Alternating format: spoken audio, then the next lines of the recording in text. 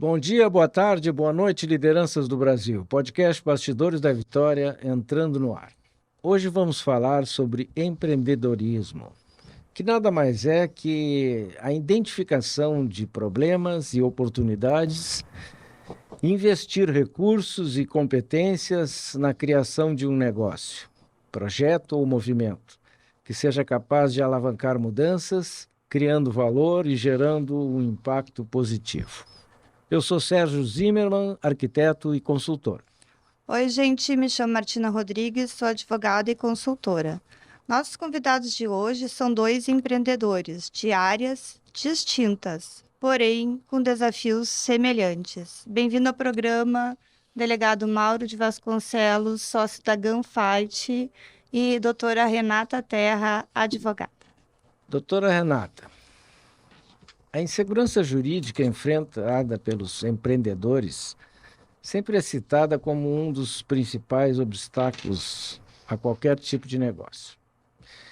Como isso impacta na vida financeira das empresas, das famílias e das pessoas que perdem os seus empregos? Bom, Sérgio, Martina, delegado Mauro, prazer estar aqui com vocês. Empreender, o delegado Mauro aqui vai concordar comigo, já é por si só uma atividade de risco, né? A tomada de decisão de vou abrir um negócio envolve muitos riscos.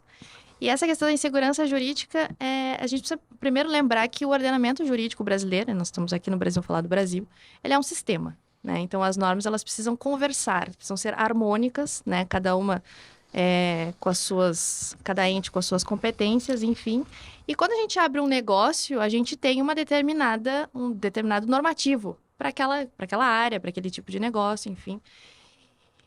E tudo isso impacta na construção dos nossos custos, por exemplo, da estrutura, de onde a gente vai colocar o nosso negócio, de quanto de dinheiro que nós vamos precisar, quanto que isso vai representar de pagamento de imposto, questões relacionadas à empregabilidade também. Tudo isso a gente precisa considerar na hora de colocar um negócio para funcionar. E a insegurança jurídica, a gente pode ter vários. Hoje a gente vai trabalhar com alguns exemplos, mas talvez o que as pessoas mais se recordem seja a questão de tributos, né? Que uma hora determinada atividade tem uma cobrança e daqui a pouco aquela cobrança não precisava incidir sobre aquilo que aquela empresa faz. E isso gera todo um transtorno. Só que, assim, quando a gente tem decisões judiciais que são baseadas em interpretações da lei, conforme o entendimento daquela pessoa, daquele terceiro que é o juiz, e ele pensa de uma determinada forma que talvez não seja harmônica com o ordenamento jurídico, que acontece, isso causa uma insegurança muito grande. Então, vem daqui a pouco um entendimento, né, de um julgado, que daqui a pouco vai fazer uma jurisprudência em relação a um tema da minha atividade, e aquilo que estava posto de uma determinada forma, eu vou ter que repensar. E aí, tudo a gente precisa pensar no empreendedorismo que a gente tem custos. Isso é muito importante, porque ninguém vai abrir um negócio para colocar dinheiro e não ter o lucro. Isso é o principal da atividade empresarial, é obter lucro. E se eu começo a ter determinadas decisões que não são harmônicas com o ordenamento jurídico, com base no pensamento de um terceiro que interfere nos custos da minha empresa, eu vou começar a pensar em formas de continuar lucrando com a minha atividade empresarial com o menor custo possível. E aí isso vai passar daqui a pouco por eu considerar quantas pessoas eu vou empregar na minha empresa. Se eu vou manter aquele número, se eu vou contratar mais, se eu vou demitir as pessoas. E quando uma empresa toma uma decisão por redução de custos, né, para manter a sua atividade, empregando outras pessoas, que eu preciso dispensar algumas, por exemplo, eu estou gerando um impacto econômico muito grande na vida daquela família que vai ser dispensada. Porque daqui a pouco aquela pessoa é a que toma a frente do orçamento doméstico daquela família e ela ficou sem o emprego dela, sem a renda dela, sem os benefícios que ela tinha. Por quê? Porque surgiu uma decisão totalmente contrária ao que vinha sendo colocado ao longo do período que a gente tinha como certo e harmônico, e acaba que a gente não consegue mais manter o nosso negócio daquela forma. E aí, pela minha área também de atuação na advocacia, eu posso dizer que uma pessoa que perde o emprego da noite por dia, por qualquer razão que seja, ela vai ter problemas com o planejamento financeiro dela, em se manter, em manter a sua família, vai gerar uma inadimplência com uma outra empresa que não tinha nada que ver, né, que estava tudo certo lá, porque eu tive que demitir por uma decisão. Isso vai gerando uma reação em cadeia extremamente prejudicial para a economia. Tudo bem. Delegado Mauro, como a nossa advogada aqui está comentando, empreender é um desafio.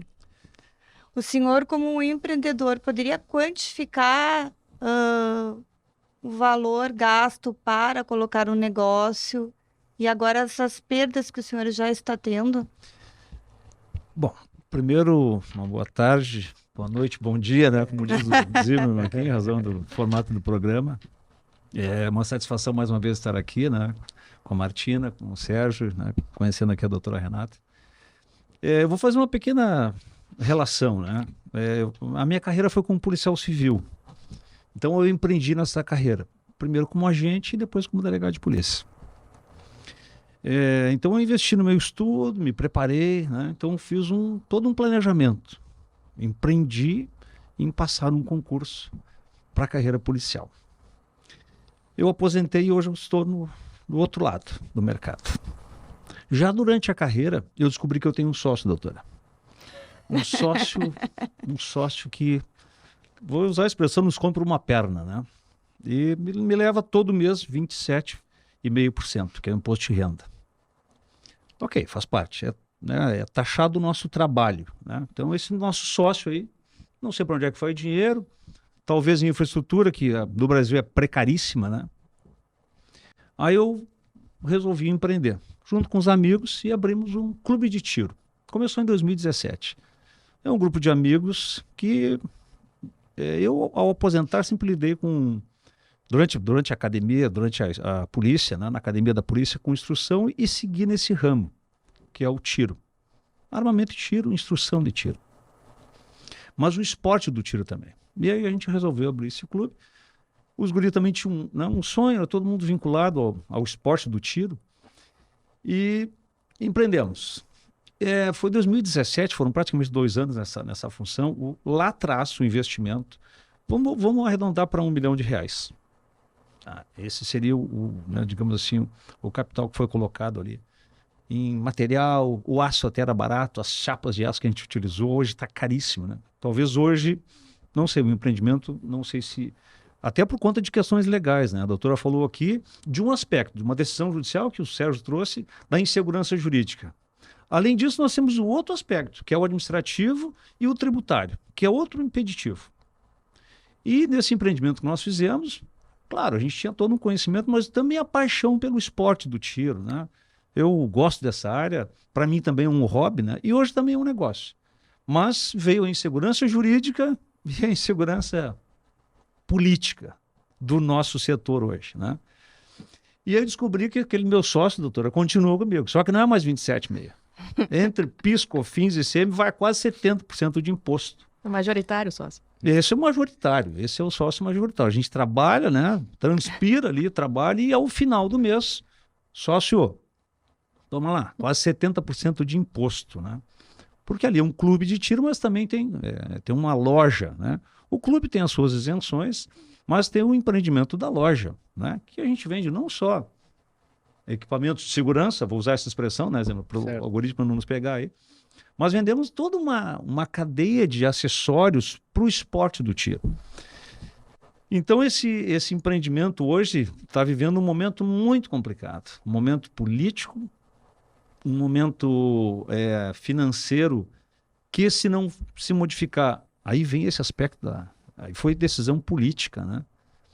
Se não modificar um texto do dispositivo desse decreto recentemente editado pelo governo, o nosso empreendimento, doutor, nós teremos que fechar. Teremos que fechar. Não só nós, né? Isso aqui atinge todo o Brasil. Quantos em Porto Alegre, mais ou menos? Os dados da Federação de Tiro Prático, tá? Aí Rio Grande do Sul. Tá. Chega em torno de 60% de clubes que estão no raio de 1 quilômetro que tem um estabelecimento de ensino próximo. Então, e um clube não seria uma escola também? É uma escola. Nós ali, inclusive, o nosso estatuto, ele traz ali como ensino, né? Ensino de defesa, ensino de uma habilidade, né? A nossa associação, ela tem esse propósito, tem esse escopo. O tiro desportivo é uma modalidade olímpica, né? E o mais contraditório desse decreto é que lá atrás, mesmo o Estatuto do Desarmamento, acabamos descambando para na minha área, né, vamos Sim. dizer, com relação ao nosso empreendimento ali, que foi um clube de tiro e uma loja, né? Nós sempre lutamos para o reconhecimento do esporte do tiro como um esporte de rendimento e especialmente alguns benefícios da própria Lei Pelé. Bolsa, atleta, um monte de benefício ali. E alguns setores, vamos dizer, algumas modalidades já existe essa vinculação com a Lei Pelé. Mas o próprio estatuto, não o estatuto, o regulamento do estatuto agora, através desse decreto, trouxe de maneira formal o reconhecimento da Lei Pelé no esporte do tiro. Inclusive o tiro prático era vamos dizer assim, um esporte amador, né? Então, trouxe o reconhecimento com um esporte de rendimento, né? Mas, ao mesmo tempo, nos dá uma determinação para que os clubes façam essa adequação no prazo de 18 meses. Se as escolas não se mudarem, quem vai ter que se mudar somos nós, né? E, infelizmente, essa insegurança jurídica e política gerada por este contexto todo vai nos levar, inclusive, ao fechamento do nosso estabelecimento, né? Apesar de a gente ter um escopo ali, o ensino de defesa, o ensino de mobilidade. E o senhor já demitiu algum funcionário desde que começou a... Janeiro, o primeiro decreto nos levou de janeiro até, vamos dizer, nesse primeiro semestre foram 12 pessoas demitidas. Nossa. Houve uma adequação, né? Porque, vamos dizer, a rentabilidade ou a renda, né, ali do nosso negócio foi a zero. Virou dezembro ali, janeiro, em razão do decreto, foi a zero. E tivemos que fazer uma adequação. E quando vocês se juntaram para fazer essa sociedade, vocês fizeram cada um seu devido aporte de capital, Sim. prospectando um lucro em tantos anos. Já retornou esse lucro? Foi obtido o lucro ou não? Vamos dizer assim, durante esse período, a gente até surfou numa onda, né? Uhum. Nós começamos lá em 2017, no governo anterior, inclusive. Uhum. Mas pegamos esse momento onde foi bastante difundido o esporte do tiro, né? E especialmente o tiro como defesa, o tiro como esporte. Então a gente teve um período que muitas pessoas procuraram, né? Talvez a divulgação, redes sociais, então a gente viveu um momento bom ali, certo? Vamos dizer que a rentabilidade do setor ela é bem baixa, vou ser bem franco para vocês, né? Não é uma rentabilidade assim do negócio, esse é o melhor negócio do mundo, realmente não é. Porque a tributação é altíssima, né? É muito alta. Então, em termos de rentabilidade, doutora, vou lhe ser bem franco, mais pelo amor ao esporte mesmo, porque a gente gosta disso aí, né? Mas, evidentemente, que o nosso negócio é lucro, né? O empreendedor, né? Da origem até da palavra, aí é intermediar e montar um negócio, né? Quanto mais, vamos dizer assim, até ideias de sustentabilidade e tal, mas, evidentemente, que o nosso negócio é lucro, né? Vamos ser bem claro. Apesar de ter o esporte também como escopo do negócio. Mas vamos deixar meio zerado isso aí, porque ainda tem muito investimento que foi feito ali, inclusive de estrutura, de sistema de exaustão, que tem um capital aportado ali bem expressivo. Abrir um clube de tiro não é só alugar uma sala e tá pronto, né? Não, tem toda a burocracia. Todo um complexo técnico. Tem toda a burocracia, porque envolve a parte de fiscalização do Exército, prefeitura, meio ambiente, bombeiro, né? Então, não é simplesmente vou abrir um negócio, né? Como a doutora bem falou ali, tem todo um processo, especialmente nessa nossa área. Dá para dizer que o nosso PPCI, né, dos bombeiros, levou praticamente 2 anos para ser definitivo. Então tu imagina, quando tu abre um negócio, vocês estavam completamente dentro da lei, né? E agora? E temos que fechar de repente, né, por medidas do próprio governo. E só para finalizar e já deixar, né, a doutora também falar, que a gente acaba tomando o monopólio da fala aqui. Esse setor, pessoal, ele gera emprego, gera renda, porque é uma cadeia toda, não é só o tiro pelo tiro. É o sujeito que faz a calça tática, que faz a botina, que faz os equipamentos, os acessórios para o tiro, né? Até material em 3D, servindo de material pedagógico em sala de aula. Então tem toda uma cadeia produtiva que gera o setor, que movimenta o setor, e são milhões, para não dizer... A fala, inclusive, do presidente da Taurus, em termos de arrecadação, foram mais de 13 bilhões, né, de imposto. Então o imposto é uma coisa absurda que se paga, né? Numa fala dele, logo em seguida que saiu esse decreto. E o impacto digamos assim, estarrecedor com relação ao que vai acontecer com clubes de tiro no Brasil. né? Isso aí vai ser um impacto, vai ser muito grande com relação a demissões e toda a cadeia que vai sofrer com isso. Essa é uma coisa até que é importante ressaltar, que nessa cadeia produtiva, daqui a pouco nós vamos encontrar pequenos negócios que só trabalham porque essa estrutura existe, essa empresa existe, essa atividade existe. Porque se especializaram em fazer alguma coisa para este setor. E normalmente são realmente pequenas empresas, daqui a pouco até um MEI ali que faz alguma coisa muito específica que só vive porque essa atividade existe. Então, esse impacto em cadeia vai ser... Eu acho que a maioria das pessoas hoje ainda não conseguiram enxergar, visualizar esse impacto lá na frente para a nossa sociedade brasileira mesmo. Perfeito. Né? Então, um profissional que eu acho que nessa época ressuscitou, que estava quase desaparecido, é o armeiro, né? Que não é uma profissão muito simples de se achar. Não, tem todo um credenciamento. Isso é uma coisa quase que de pai para filho, e depois tem todo um credenciamento junto ao Exército, não é uma Polícia coisa muito Federal. simples. E, de repente, onde é que vão parar esses profissionais todos, né? Mas, enfim. Doutora Renata, o delegado, no início da sua carreira, investiu no seu conhecimento para fazer um concurso, né? Para, enfim, iniciar o seu processo profissional. Né? E, na verdade, o que lhe levou tão jovem a escolher empreender no seu negócio, né? Assim, até a gente pode fazer depois uma menção ao podcast que eu tive aqui contando um pouco a história de como eu fui parar no direito. Excelente podcast, né? Sobre educação financeira. Episódio 10, né? Episódio 10. Episódio 10. E eu sempre tive uma veia para empreender, de pensar nas melhores formas de fazer as coisas. A gente entra na questão da inovação, enfim, de tomar decisões e assumir os riscos. E durante muito tempo eu fiquei trabalhando como advogada em escritórios, trabalhei em grandes escritórios aqui de Porto Alegre, fazendo o meu trabalho e observando como é que os meus chefes faziam o trabalho deles. Os donos do escritório agiam em determinadas, né, questões, aprendendo. Aí eu acho que eu fiquei arrojado, meu perfil virou arrojado depois. Nessa hora eu era bem mais moderada, digamos assim, de tentar aprender e depois empreender, né? Abrir o meu negócio. Mas acho que principalmente a minha vontade de tomar minhas próprias decisões e assumir meus próprios riscos e a responsabilidade que tudo isso vem fazer as coisas da forma que eu entendo como adequada, como correta e principalmente a questão no meu negócio é a forma como eu trato as pessoas.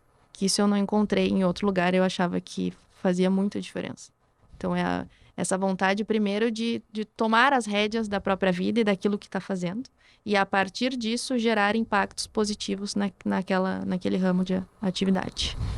Aí, depois veio, que bom que eu tenho um negócio, aí eu tenho que pensar que é algo, uma estrutura que vai me dar um lucro, que eu vou prestar um serviço, tal. Mas essa vontade, primeiro, de poder tomar as próprias decisões. E uma coisa que eu acho importante ressaltar aqui também da fala do delegado Mauro, é que a mera expectativa de uma legislação ou de um posicionamento judicial, ou seja, de alguma causa que está para ser julgada, isso já é motivo suficiente para criar inúmeras barreiras para determinados negócios avançarem. Então, assim, pode ser que saia no ano tal uma lei que vai falar sobre tal coisa e vai impactar no meu negócio. Todo mundo envolvido nesse ramo de atividade já vai começar assim, eu acho que eu não vou investir tanto, eu acho que eu não vou fazer tal coisa, acho que eu vou dar uma segurada no meu dinheiro, qualquer ramo de atividade. A mera expectativa já gera pequenos impactos que depois só se confirmam. Isso é importante também falar de...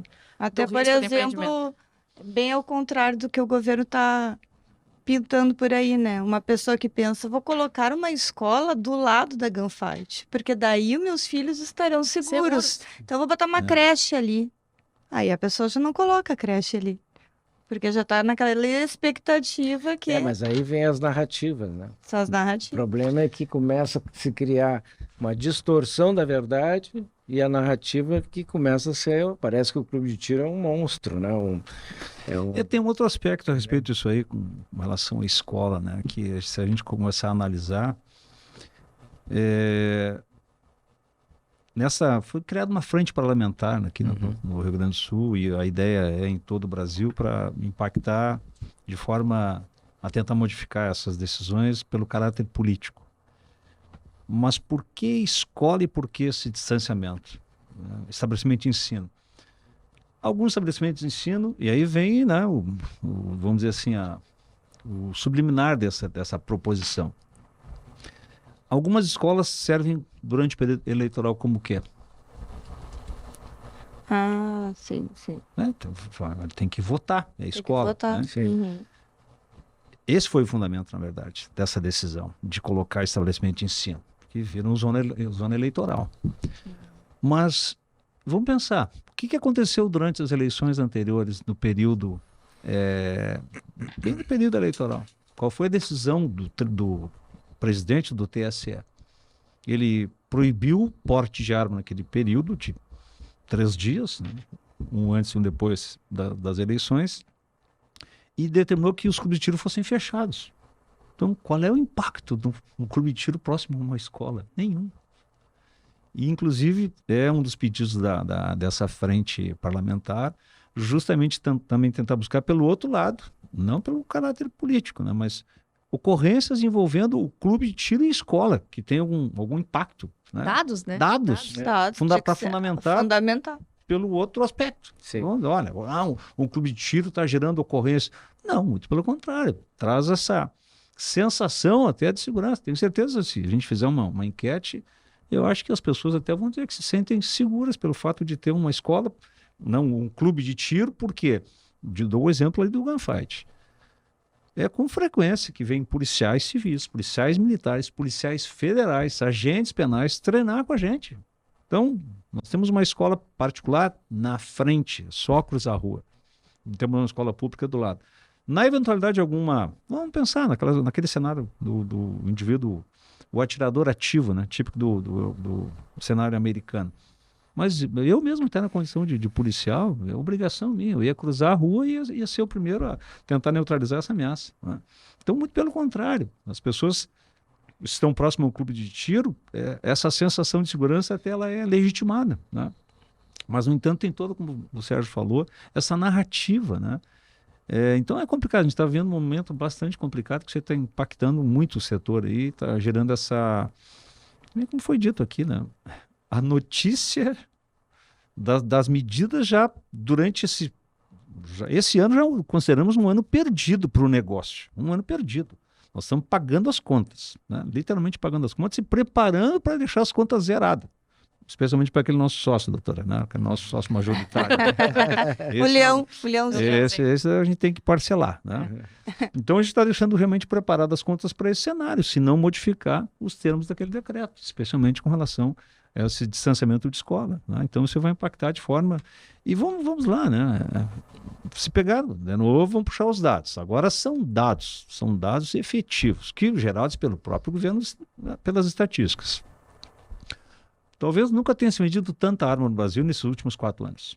E os índices de homicídio despencaram. São dados gerados pelo próprio governo, né? Dados estatísticos. Então, aí cai por terra aquela tese, mais armas, mais crimes. Não, mais armas, menos crimes. Está aí, agora são dados. Não, acho que foi um período de uma década, foi um número maior, expressivo de redução de homicídios. E por que o homicídio? O homicídio é um indicador internacional com relação à violência e criminalidade. Então, esse indicador, no nosso caso aqui, houve uma redução expressiva, bastante expressiva. Então, demonstrando que essa relação armas legais, evidentemente, né? Vamos deixar bem claro isso, armas legais. Na mão do cidadão de bem, na mão do, né, vamos dizer assim, do atirador, da pessoa que pratica o esporte do tiro. Essas armas não impactaram em nada com relação a... Mas tivemos um indicador que houve uma redução expressiva e são dados concretos. Não, e a história da proximidade com as escolas é absurda, né? Porque se eu quiser entrar na gunfight, Eu não posso entrar se eu não tiver autorização, porque eu Com não sou certeza. associada. Mas isso aí é uma falta de, primeiro, de noção de como as coisas acontecem na prática e uma falta de técnica. E aí a gente está tratando desse decreto específico, mas existem vários outros exemplos em que diversos estudos estavam sendo feitos por especialistas, técnicos no assunto, ouvindo parcelas da sociedade. Tem outros decretos nesse sentido, que na hora que foi montado o documento, é como se a gente esquecesse todo esse trabalho feito técnico, com base em estatísticas, e em harmonia, né, com o sistema do ordenamento jurídico, simplesmente é deixado de lado, e aí a gente, não... Aí aquele decreto, daqui a pouco, que a gente estava em outras temáticas até que a gente estava esperando, ele vem completamente diferente de tudo que todo mundo tinha pensado junto. Não, a licença concedida pela Polícia Federal não vale, que é um órgão federal, né? Perfeito. Então Não, a gente tem muito problema de falta de técnica na hora de fazer essas novas legislações e regulamentos, enfim. Daqui a pouco uma coisa que poderia até ser melhorada em prol de todo mundo, ela vem ao contrário. Exatamente, foi o que aconteceu. E eu tenho... Pois não. Pois não, vai lá. Não, só para corroborando aqui o que a doutora Renata falou, foi logo esse decreto de janeiro, de 1º de janeiro, ele foi criado, ele suspendeu todas as atividades, que veio até agora, até esse decreto de junho, e criou um grupo de trabalho. Desse grupo de trabalho, aí está lá os especialistas, formado por pessoas ligadas a ONGs. Nada contra ONGs, tudo certo. Mas foram várias pessoas que conseguiram ingressar nesse grupo para participar de algumas reuniões. Não eram membros natos. E durante todo esse processo foi construído um entendimento para formatar esta minuta do decreto. E aí vem bem ao encontro que a doutora falou. Ok, finalizaram os trabalhos, o grupo que auxiliou saiu de cena e surgiu uma minuta do decreto. Não tinha nada nesta minuta do que foi tratado nas reuniões. Nada, absolutamente nada. Né? Imagina o pessoal que estudou, que se reuniu para fazer o decreto. E pessoas vinculadas ao esporte do tiro, conhecedores da técnica, conhecedores de armamento, da balística, até para fundamentar decisões sobre calibres. Né? O absurdo que nós temos hoje é que o revólver, o calibre 38, né? Todos os bancos do Brasil estão irregulares. Na verdade, até já acharam uma solução para aquilo ali, porque existe uma lei federal que regulamenta a atividade da segurança privada e legitima ali o revólver 38, mas para o cidadão comum, o revólver 38 tornou-se um calibre restrito. Né? Nossa. Então, não vou dizer demonstrar desconhecimento ou talvez a vontade do governo realmente em liquidar com o setor. Por quê? Toda semana... E vamos dizer, durante todo este período, vamos dizer, o grupo que assumiu o poder hoje, eles ainda estão olhando pelo retrovisor, né? Claro. Estão olhando pelo retrovisor e todo dia batem nessa tecla. E a mídia, ou a grande mídia, acaba indo por esse viés. Agora, semana passada, semana retrasada, anterior, o setor do tiro, pessoas... do bem, pessoas... Porque para tu comprar uma arma, falando que evidentemente era arma legal, uma burocracia, logo que saiu o decreto, inclusive, foi uma cena bem interessante, desse último decreto. Chegou um sócio lá no clube e tal, ele falou comigo rapidamente na frente do clube, ele estava saindo com o documento, havia pego, né, ali com a gente, o documento da arma que ele havia comprado. Sabe quantos meses ele levou para colocar a mão no documento, no CRAF, que a gente chama de Certificado de Registro de Arma de Fogo? 9 meses, literalmente, o nascimento do documento. 9 meses. Então a burocracia é tão grande, documentação, certidões, que a fala que a gente escuta todo dia na grande mídia, parece que qualquer um vai ali numa esquina e vai ali e compra uma arma, assim, que é barbata. E tu ouvi todo dia, né, a fala do nosso presidente a semana passada, e na semana anterior, dizendo que quer fechar todos os clubes de tiro no Brasil, que os atiradores são fornecedores de armas para as facções, são fornecedores de armas para o narcotráfico.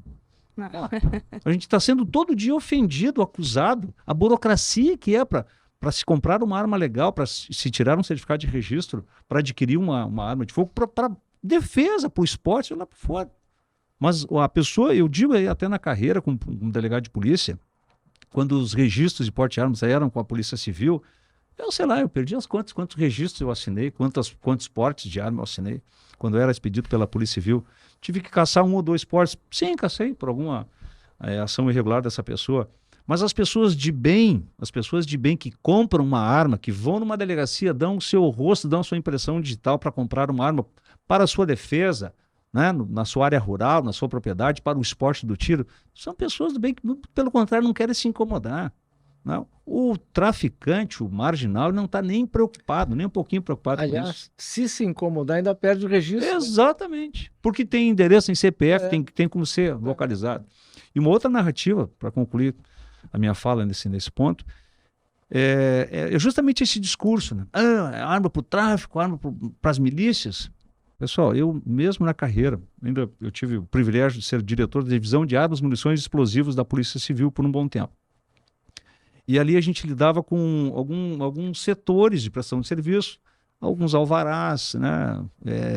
Empresas que lidam com pirotécnicos. Então, o setor ele é altamente fiscalizado, certo?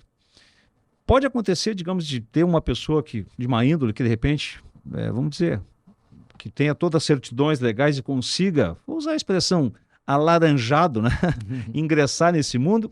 Pode, mas eu digo para vocês, o sistema de fiscalização, a polícia, exército, polícia civil, polícia federal, acaba chegando nesse indivíduo. Isso, evidentemente que durante o período do governo anterior, esse leque desse mercado, ele se ampliou e permanece ampliado. Ingressou algumas laranjas estragadas, ingressou, mas eles acabaram sendo, a polícia atuou, eles acabaram sendo descobertos, e assim é o processo. Agora, generalizar dessa forma que está acontecendo, isso é extremamente ruim, extremamente desagradável, porque é um setor que gera emprego, gera renda e gera tributo, e muito tributo. É uma cadeia toda produtiva, é lamentável o que está acontecendo. É um desestímulo, E tu ouviu do líder da nação te chamando todo dia de marginal, de fornecedor de arma para o tráfico, para a bandidagem. É lamentável isso, é lamentável, né? Então, o momento está complicado para nós. Até ia fazer um comentário ali. Eu tenho um conhecido que mora ali na cercania ali da Gunfight, numa residência. E ali tem um colégio público, né? Sim. E tem aquela escolinha privada. E ele disse que ele mora ali há muitos anos, há quase 30 anos. E o que ele disse? Que viveu ali períodos muito complicados, né? Em que havia tráfico de droga em volta das escolas, havia uma série de irregularidades ali, né? Dominado por algumas, sei lá se é facção, ou algumas quadrilhas. Pelo crime. Pelo crime. Perfeito. Desde que o clube se instalou ali, limpou a área. Olha, Só por estar ali. Que belo depoimento. Só por estar ali, ele disse que, olha, tia, hoje eu tomo chimarrão de manhã ou de noite na frente aqui do meu quintal, descansado, porque desde que o clube se instalou ali, Colocou medo. limpou o bairro. Eu não sei o que Colocou aconteceu, respeito. sumiu todo mundo dali. Porque, na verdade, as pessoas sabem que se houver qualquer confusão, mesmo que não haja ali um policial, qualquer coisa, poderá haver uma reação complicada, né? Perfeito. Enfim, então É uma zona segura. ele deu um depoimento quer dizer, de vizinho que está feliz da vida por ter um clube de Sentiu tiro esse perto. impacto Esse positivo, impacto, Com né? certeza no bairro, todo mundo né? ali na volta, né, Sérgio, tem a sensação de segurança, não só pelo estabelecimento ali, mas de saber, talvez até de forma inconsciente, de que ninguém dentro daquele clube de tiro vai sair fazendo qualquer coisa na rua, assim, deliberadamente, né? Exato. Só vão sair dali para tomar qualquer atitude se for necessário, porque todo mundo ali é treinado, né? Então tem toda essa... Não é só pelo estabelecimento estar ali, Sim. é as pessoas saberem que quem frequenta aquele estabelecimento tem treino, né? São pessoas de bem. Não seria uma vítima Não seria- fácil Exato. Né? Não, e que tem condições de proteger de proteger o entorno. o entorno. É né? isso aí. Mas, delegado, quem empreende gera emprego e renda, né? E faz a economia girar. No seu caso, estamos falando aproximadamente assim de quantos empregos diretos e indiretos, e no universo do Brasil, o senhor teria como estimar assim o número de empregos diretos e indiretos desse segmento? Zimmermann, eu tenho alguns dados. Nós participamos. A CBC, a Companhia Brasileira de Cartucho, é uma empresa brasileira, né, que hoje detém uma participação majoritária da Taurus. E eles viabilizaram um evento aqui na Borges Medeiros, num hotel que foi chamado de CBC Connect, com o propósito de conectar ali o setor, especialmente voltado mais para o lojista, né?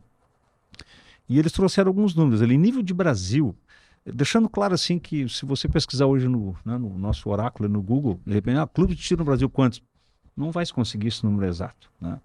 Mas e ali a CBC, vamos dizer, na condição de fornecedor, né, interagindo com lojas e clubes em todo o Brasil, porque fornece para todo o Brasil, Claro. trouxe alguns dados ali. Esses números foram fechados em 2022, final de 2022. Em nível de Brasil, seriam em torno de 1.500 clubes, estabelecimentos, lojas, somando clube e loja, seria em torno de 5.000 estabelecimentos em todo o Brasil. Entre clubes e lojas. Clubes e lojas. Clubes, dados fornecidos por esse evento CBC Connect, né, seriam em torno de 1.500 clubes. Os dados oficiais realmente a gente teria que conseguir com o Exército, né? O Exército talvez teria esse dado, mas até mesmo antes de vir aqui para o podcast, eu tentei buscar dados oficiais. A imprensa fala em 2.500, não, então dados oficiais eu estou falando para vocês. Vou me valer desses dados fornecidos pela CBC, porque eles interagem, né, pela venda, pela intermediação ali de insumos, de venda de armamento em todo o Brasil. Então trouxeram esses dados. No nível de Brasil seriam mais de 5.000 estabelecimentos, né, e clubes seriam em torno de 1.500 clubes no Brasil. Bom, tem clubes com... Nós ali, em termos de funcionários, chegamos a ter 25 colaboradores, né? Hoje a gente teve que enxugar esse grupo ali para manter a estrutura, porque o impacto dessas medidas para nós está sendo fatal, né? Está sendo fatal.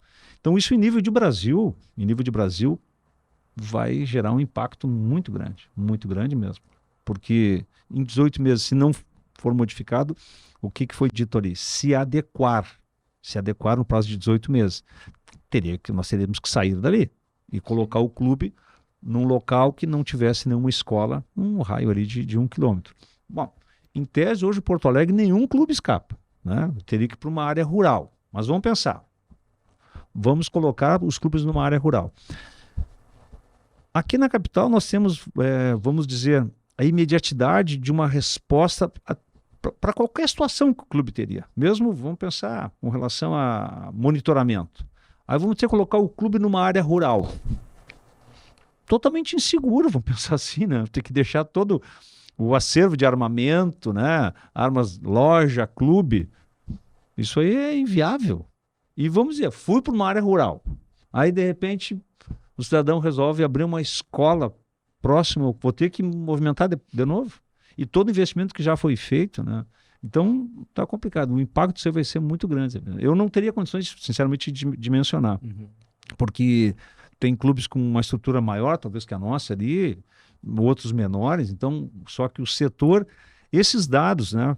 Reforçando ali o que eu já falei antes, até com números de arrecadação do setor e números de funcionários também envolvendo a indústria, 70 mil empregos, né? Isso aí foi da fala do próprio presidente da Taurus, o Salésio, que logo depois dessa situação... Empregos diretos, né? Empregos diretos, 70 mil empregos, né, diretos. Se botar depois todos os fornecedores em volta... Não, aí é a cadeia produtiva que envolve, desde o indivíduo que, como eu falei, né, faz a botina, faz a calça tática, faz o fone, né? A pessoa que é contratada, a empresa que é contratada ocasionalmente para fazer um evento, sei lá, levar uma pizza. Eu estive final de semana retrasado participando de uma das etapas do Campeonato Brasileiro de Tiro Prático, pela Confederação Brasileira de Tiro Prático, que foi no estado de Goiás, em Anápolis, estado de Anápolis. Tinham 600 atiradores do Brasil inteiro e gente de fora. Veja só, aquilo ali movimentou aviação, deslocamento, movimentou hotéis, movimentou restaurantes, movimentou o entorno do clube, porque, né, pessoas tiveram que fornecer, né, alimentos ali para fornecer para aquele grupo de pessoas que almoçaram, e foram 4 dias de prova. Então tem toda uma cadeia produtiva que envolve o setor, que está sendo literalmente sufocada, está sendo alijada desse processo como se fosse um setor fornecendo arma para o crime. Não é. Com bandido, né? Confundido com bandido. Não é isso aí. E parece que nós não estamos tendo espaço para dizer isso, porque a grande mídia, até não sei se vocês chegaram a ver, saiu recentemente um repórter que não sabe, aquilo ali é física, não tem como um projetil de uma arma curta viajar tudo o que ele falou furando 5, 6 pessoas, é uma coisa absurda, é completa e disseminando, dá para dizer, fake news a respeito do calibre 9mm, que viaja atingindo pessoas de forma...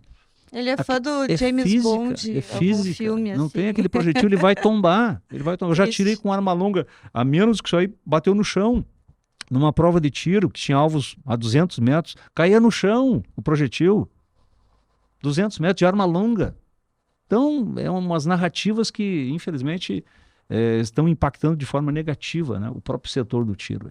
Então, Sérgio, não teria realmente dizer... O impacto vai ser muito grande, com certeza muito grande, mas dimensionar, assim, em números, o tempo é que vai ter que dizer, ou realmente nós fazer esse levantamento, alguma entidade fazer o levantamento do impacto, né, na economia do setor. Agora eu vou passar um recadinho para a nossa audiência. Nós temos um sorteio em curso que o prazo já está terminando, pois será no dia 18 de setembro. Caso vocês quiserem concorrer, o regulamento se encontra no comentário fixado desse episódio ou nas nossas mídias sociais, Instagram ou Facebook. Não deixe de se inscrever também no nosso canal. Doutora Renata, uma das imposições do decreto é que as escolas, os clubes estejam situados a 1 quilômetro das escolas, né? Esse condicionante é previsto na legislação municipal. Pode a legislação federal se sobrepor a esta? Não pode. Por quê? Vamos direto. Vamos lá. Aí a gente vai entrar um pouquinho numa aula de constitucional. Eu acho que a Constituição Federal é uma coisa que deveria ser lida. As pessoas deveriam ler assim desde criancinha, porque ali tem coisas importantes que acabam sendo esquecidas. Tá? Com certeza. E algo que gera muita confusão e tem gerado é questão de competências, né? O que a União pode, né? O que o Estado pode e o Distrito Federal lá, territórios e municípios, quem é que pode fazer o quê? Quem é que vai se meter na competência do outro? Tudo isso está estabelecido na Constituição Federal. E existem algumas regrinhas, algumas são palavras, tá? Acho que a gente no ramo do direito acaba se familiarizando um pouco mais com isso. Que as competências que a gente tem hoje, elas são as comuns administrativas, coisas que envolvem bem-estar ali da população, enfim. A competência privativa, e ela é só da União, e a competência concorrente. Nesse caso da legislação, que a gente está falando aqui do decreto de armas, interferir nessa parte de lançar um limitador de distância entre clubes de tiro e escolas, isso invade a competência do município. Porque o município é que pode tratar de assuntos... Aí não entra só na questão de interesse local, mas de como a cidade se organiza, de como são adequados e planejados os locais dentro daquele solo urbano, dentro daquela... Como que se dá a ocupação. Isso, e as atividades. E as atividades. Então, assim, se o município entende que em algum momento ele pode colocar o clube de tiro em uma escola aqui, ele está dizendo que isso pode, porque é da competência dele dizer que pode, não adianta vir a União dizer que não. Esta competência é do município, porque é a estrutura daquele solo, como é que ele se organiza. E tem uma outra questão também que a gente pode falar ali, horários de funcionamento de atividades também, né? Tem algumas questões que a gente pode ter numa competência concorrente, digamos assim, uma determinação da União dizendo que tal atividade tem um horário mínimo de funcionamento. Se espera que aquela atividade tenha um funcionamento, um horário mínimo. Mas não pode dar o máximo, não pode limitar. Isso foge da competência. Então, assim, a gente tem também, em relação a esse decreto, um problema de entendimento de competências. Aí eu vou trazer Está invadindo a competência. o que eu falei, e o que eu falei no início aqui. A gente tem muito problema de entendimento do que o nosso ordenamento jurídico é um sistema que precisa ser harmônico. Então, as novas leis, aí lei no sentido lato sensu, as leis elas precisam conversar. Claro. E as novas precisam conversar com aquelas que já existem. Sim. Né? E aí, tanto faz se vai ser daqui a pouco, aí a gente entra numa outra questão, se é para melhorar ou se é para piorar tal coisa, mesmo assim ela precisa estar de acordo com o que é previsto no nosso ordenamento. E a Constituição está dando norte aqui. O município vai legislar sobre isso, a União vai legislar sobre aquilo. Em algumas matérias elas podem se complementar, né? Mas não se invadir. Então, a gente tem um problema aí também, de novo, que passa a técnica, ela passa longe. O problema é, se ajuizar uma ação, quem irá apreciar? O Poder Judiciário, né? E aí, a gente entra de eles novo farão uma interpretação conforme a Constituição ou conforme ideologias? os seus próprios entendimentos. Seus próprios entendimentos. Esse também é o problema que a gente tem hoje, né? A gente está trazendo aqui um decreto federal que está trazendo uma série de problemas, mas isso se vê também em várias outras matérias de direito e vários outros tipos de ação em que a gente passa. No momento que a gente ajuiza, a gente está dizendo que um terceiro precisa dar uma resolução para aquilo. E esse terceiro pensa de alguma forma. E a gente vê em vários casos práticos, independente da área do direito, que embora a gente tenha leis, e algumas leis que nós temos são muito boas, Com certeza. elas simplesmente são deixadas de lado, né, na hora de aplicar, porque o juiz do lugar tal ou o colegiado do tribunal entende de uma outra maneira. Sendo que a lei está lá bem clara, bem escrita. Nós temos casos de leis que são realmente muito boas, temos leis horríveis, né, também, né. Mas a interpretação, ela é muito subjetiva, fica muito subjetivo em determinados pontos. Então, assim, daqui a pouco, tentar resolver determinados assuntos no judiciário é até pior. Até pior. Porque vai causar aquela insegurança jurídica de ter um entendimento que é totalmente contrário ao entendimento que já vinha tendo, e aí simplesmente mudou de uma hora para outra. Vão se valer de algum princípio que só eles concordam. E a lei vai passando, né? De lado ali. De lado. Isso é uma outra... Dá pra fazer um outro podcast sobre isso, sobre Dá. o nosso Brasil aqui. O Brasil tem assunto para mais de 1000 podcasts. Sim, não tem como. Inclusive, o nosso município aí está iniciando aí o processo de discussão do novo plano diretor, Sim, que vai prever, inclusive, atividades, distâncias, tudo isso porque é da competência dele, né? Que é da competência do plano diretor. Como é que as coisas se estabilizam dentro daquele território, aquela ocupação. Isso é uma questão até para ser arguída, né? No órgão. Até porque, inclusive, vários clubes de tiro começam o nome por escola de tiro, né? Exatamente. Que não deixa de ser uma escola. A primeira de Porto Alegre, eu que não sou da área, acho que é a Escola de Tiro Magaldi. É. Seu nome é, né? É mais antigo. É mais antigo. Magaldi. Então... Eu até reforço o que a doutora falou. O decreto, esse decreto trouxe esse dispositivo que fala sobre distanciamento. É um decreto. Entretanto, a lei, a 10.826, que é o famigerado Estatuto de Desarmamento de 2003, em nenhum momento fala. Então, fala em distanciamento, fala em estabilidade, digamos, o clube de tiro e tudo mais. Não fala em distâncias. Então, o que eu entendo? Que esse dispositivo seria até um dispositivo inconstitucional. Porque extrapola o que a própria lei diz. A lei não limita, não delimita. O decreto vem para regulamentar, mas regulamentar alguma coisa que já está lá, sim, com a previsão de ser uma não regulamentação. Pode já está no plano da existência, não sim, pode? Exato, tem que estar lá, tem que existir anteriormente. E aí a gente chega, né, já foi desde o início aqui, já foi dito a respeito dessa insegurança jurídica. E eu acho que um divisor de águas que deixou bem claro o posicionamento do nosso judiciário brasileiro, da nossa mais alta corte, foi quando uma ministra disse que, olha, isso é ilegal, mas dessa vez eu vou decidir assim mesmo ilegal. Então, ali eu acho que foi foi dado o recado de que o compromisso com a justiça é zero. O compromisso ali é com qualquer outra coisa, menos com justiça. Né? No momento que um ministro do Supremo diz que dessa vez eu vou julgar contra a lei, mas porque é uma necessidade. Aquela das fake news, vocês vão lembrar disso aí. Imagina os estudantes da faculdade de Direito, né? Hoje eu vou responder a questão assim, então. E o professor não pode me rodar, porque eu estou pensando assim. Então amanhã, daí depois eu vou querer um 10, porque eu estou pensando diferente. Eu acho que o mais temerário de tudo isso aí é que nós estamos observando, primeiro, uma inversão. Né? A doutora sabe, nossos bancos acadêmicos, hierarquia das leis, supressão de grau de jurisdição. O que nós estamos vendo hoje? Pessoas que não têm foro privilegiado, pessoas que foram numa manifestação, não vou entrar no mérito aqui do 8 de janeiro, mas estão sendo julgados pela mais alta corte do país. Vão recorrer para quem? Para a NASA? Para a AIA? A pirâmide do Kelsen acabou. Tinha que jogar lá para o primeiro grau, porque isso é um dos princípios, são duplo grau de jurisdição. Eles já estão sendo julgados pela mais alta corte, por um ministro supremo. Supressão de instância. Por manifestação de opinião. Total. Então, nós estamos vivendo um momento complicado. E aí vem outro aspecto. O nosso parlamento, nosso legislativo. O quanto a omissão do legislativo está prejudicando a nação. A nação.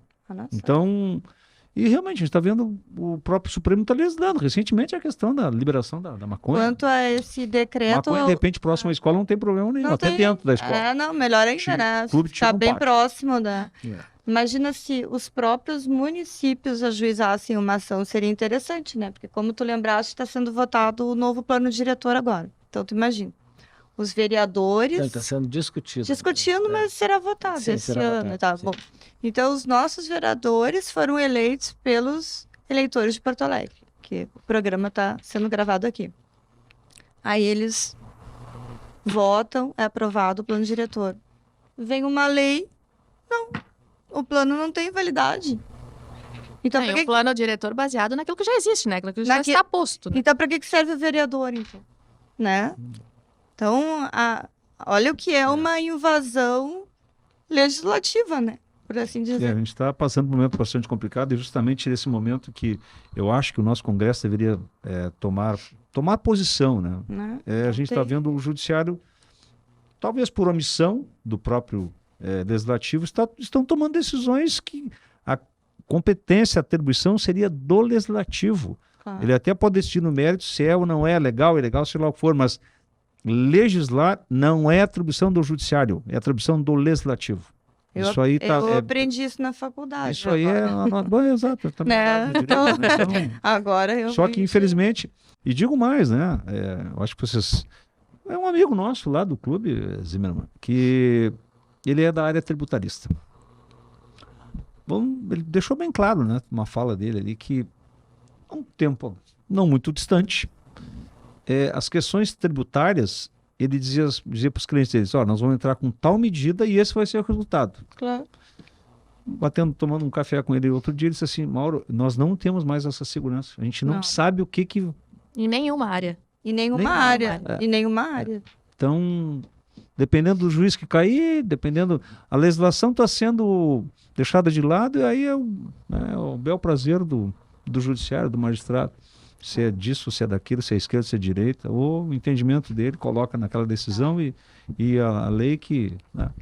Complicado, a gente está vendo um momento bem complicado. No Brasil tem muitas leis, né? O nosso país é cheio, tem lei para tudo. Os advogados nunca sofreram tanto, né? Não, lei tributária tem aos montes. Normativo da Receita, enfim, e se a gente já tem todo esse amontoado de lei para na hora que a gente precisa ela não ser aplicada, aí fica complicado, não ser respeitada, né? Não, é muito... E eu acho que também tem uma questão, por conta desse cenário, né, da oposição e situação que se criou, né? Então, vou dizer especificamente na nossa área, no nosso setor, que está sofrendo... Eu vou ousar aqui dizer uma perseguição política e ideológica, sendo bem franco. Né? Os dados estão aí para demonstrar que essa relação arma de fogo e crime, está aí os índices para demonstrar que os índices de homicídios foram reduzidos. Então, o setor está sofrendo uma perseguição política e ideológica. Né? E muito mais, né? Hoje até a comunicação veio nesse decreto, que é outra coisa que eu percebo que extrapola penas altíssimas para publicidade. Hoje, rede social vamos dizer assim, uma ferramenta de trabalho para o empreendedor. Com certeza. É uma ferramenta de trabalho. Né? Mas, no entanto, está ali, você está meio que passando, né, em Albis isso aí, multas pesadíssimas para difusão de conteúdo envolvendo arma de fogo. Sim. Penas acessórias, cassação de passaporte por N situações ali. Ou seja, o decreto trouxe penas acessórias. E muito mais do que isso. A renovação do seu registro de arma, do seu certificado de registro de arma de fogo.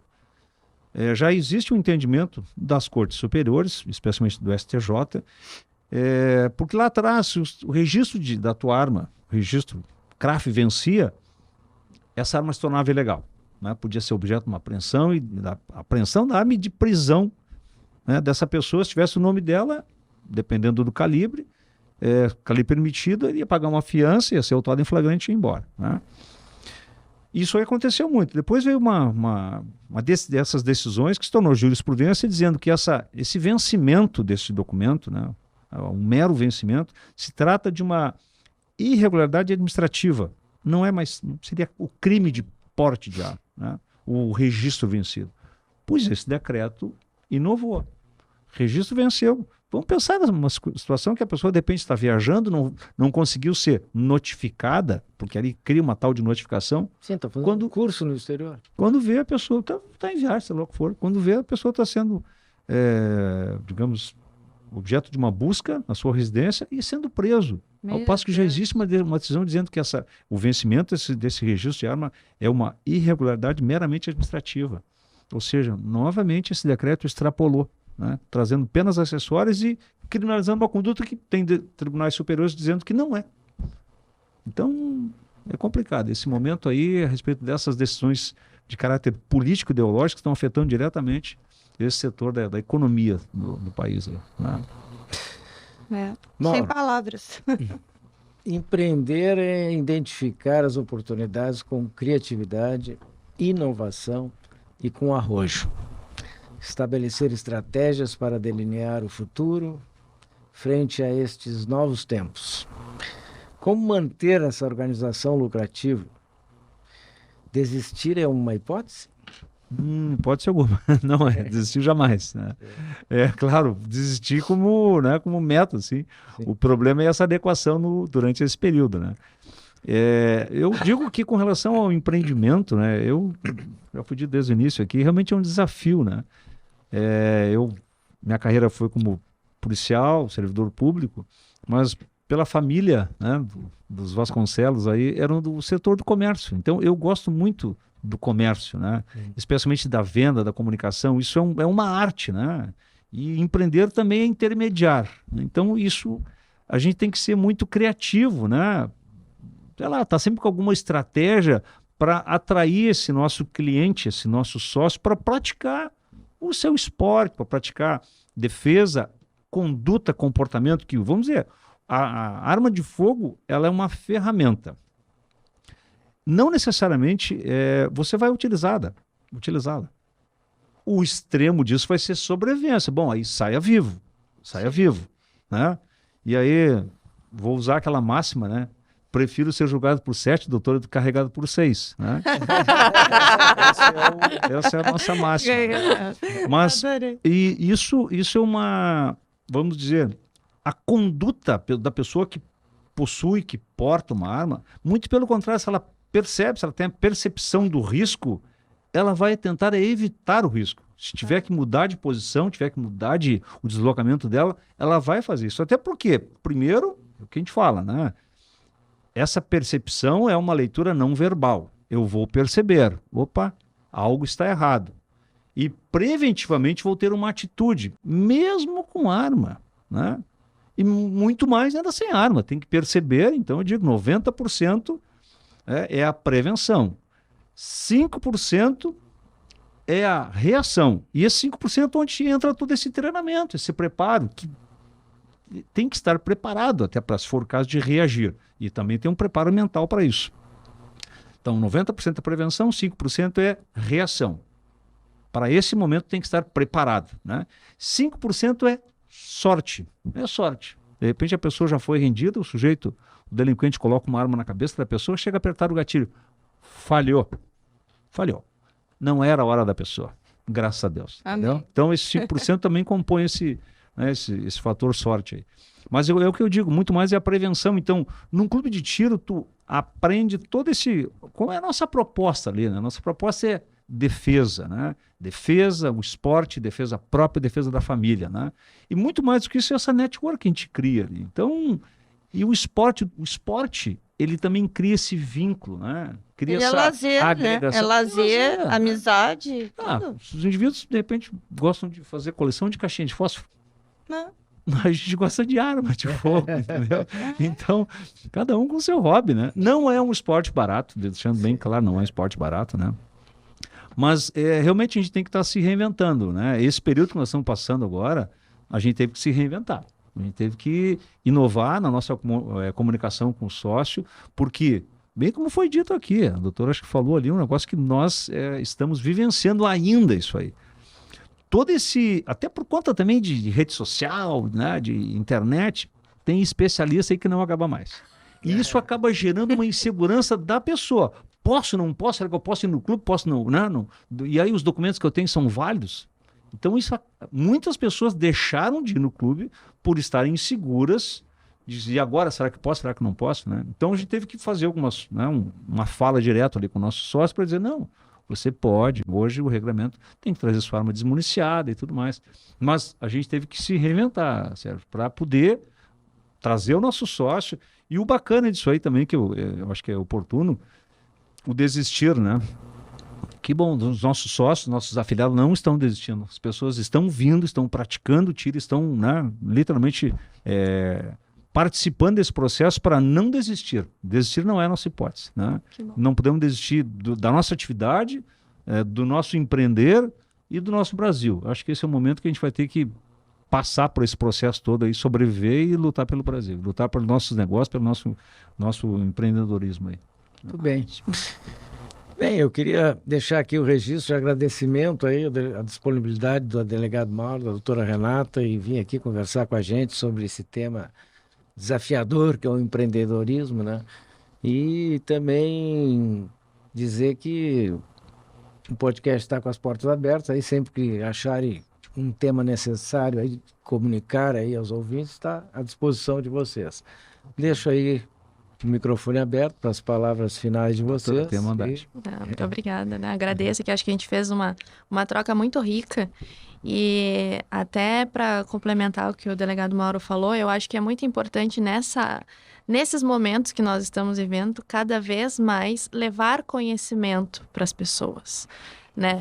A gente vê que esse titubear da população de essa pessoa está falando certo, será que é isso? Porque a outra está falando o contrário. É a gente entender onde é que a gente vai buscar as informações que a gente precisa. Em termos de lei, realmente seria muito bom. Pode parecer para alguns que não são do direito, nossa, que coisa chata, vou ler a Constituição. Mas, pelo amor de Deus, ela é a base. Né? É a base que segura a nossa estrutura toda e que às vezes também é deixada de lado. Muitas vezes tem sido deixada de lado. Então, difundir conhecimento, acho que isso é importante também da parte do podcast, das comunicações, independente da área que a gente atua, de fazer as comunicações nos canais que nós temos acesso, enfim, porque as pessoas precisam saber dos seus direitos, dos seus deveres, até para ter discernimento de saber o que a pessoa está falando daqui a pouco não condiz com a realidade e o que a outra fala é correto. Isso é uma coisa muito importante, então eu fico bem feliz de participar de novo aqui do podcast. Da outra vez o assunto era outro também, um pouco mais específico em relação a finanças, que eu também falei sobre isso. As pessoas precisam conhecer, né? Conhecer a sua base, precisam ter acesso à informação, uma informação de verdade, que tenha fundamento. Excelente teu podcast, foi muito visualizado. Que tenha base, que tenha dados. A gente precisa de dados para tratar de assuntos sérios, né? Porque eu pensei tal coisa assim, mas veio da onde? Né? Onde estão os números? Onde estão os fatos aqui registrados? Então, Quanto mais a gente trazer esses tópicos e falar sobre isso, sobre os assuntos que estão na pauta, eu acho que o Brasil vai ser melhor, nossa sociedade vai sair da ignorância e vai poder tomar as rédeas, né? Como empreendedores da nação, né? Digamos assim. É isso aí. Muito bem. Agradeço a participação de vocês, então. Tá bem. Que o nosso podcast está sempre aberto para trazer informação aqui com a gente discutindo e levar para todo o Brasil. Difundir o conhecimento. Exatamente. Então, de parabéns. Olha, corroboro o que a doutora falou e reforço, né? O clube ele fica à disposição para quem não conhece. O Gunfight é aqui em Porto Alegre, na Rua São Salvador. Será um prazer recebê-los e para conhecer também a nossa estrutura, né? Todos serão bem-vindos. Então tá, pessoal, nos sigam nas nossas redes sociais e não esqueçam de se inscrever no nosso canal e participar do nosso sorteio, cujo regulamento está fixado no nosso comentário deste episódio. Podcast Bastidores da Vitória, semanalmente trazendo convidados com as mais diversas especialidades e experiências, preocupados com a cidadania e com os destinos do Brasil. Então se inscreva, comente, curta, compartilhe. Dia 18 de setembro concorra às facas Dom Cássio Selaimen. Vitória Consultoria, inovando pela liberdade. Bom dia, boa tarde, boa noite e até semana que vem, Lideranças do Brasil.